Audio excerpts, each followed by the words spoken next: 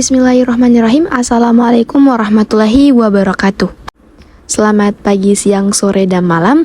Perkenalkan, saya Auli Indah Marisa dari Prodi Pendidikan Bahasa dan Sastra Indonesia, jurusan Bahasa dan Sastra Indonesia, Fakultas Bahasa dan Sastra, Universitas Negeri Makassar.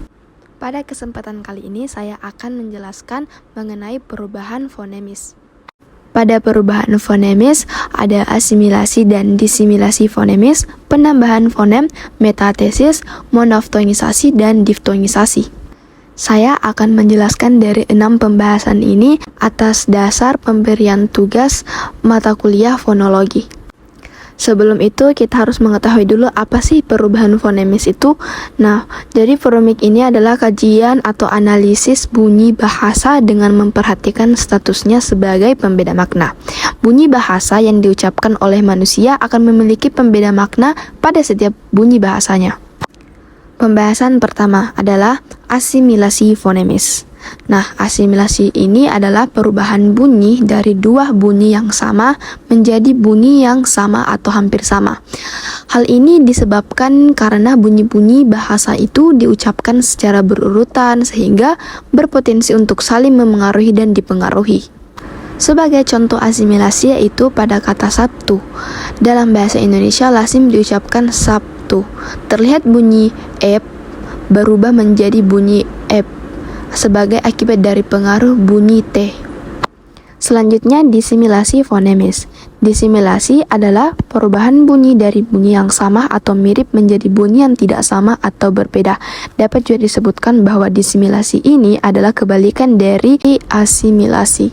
Sebagai contoh disimilasi pada kata belajar, berasal dari gabungan prefiks ber dan bentuk dasar ajar.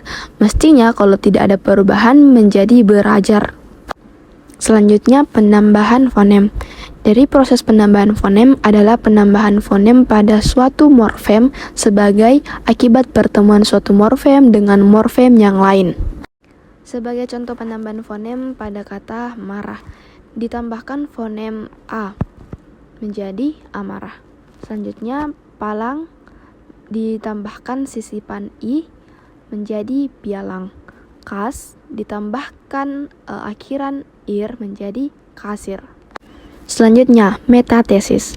Metatesis adalah proses pengubahan urutan fonem yang terdapat dalam suatu kata atau perubahan urutan bunyi fonemis pada suatu kata sehingga menjadi dua bentuk yang bersaing. Sebagai contoh metatesis, yang pertama, apus menjadi usap, kerikil menjadi kelikir, jalur menjadi lajur, berantas menjadi bantras.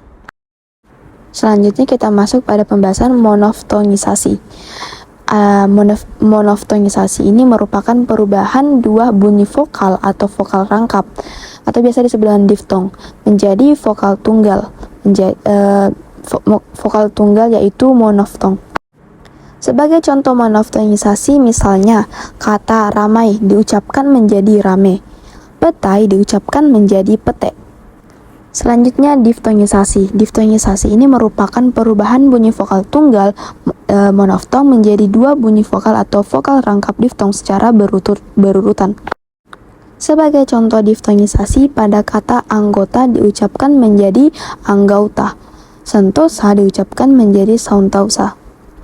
Itulah tadi pembahasan dari saya mengenai perubahan pada fonemis.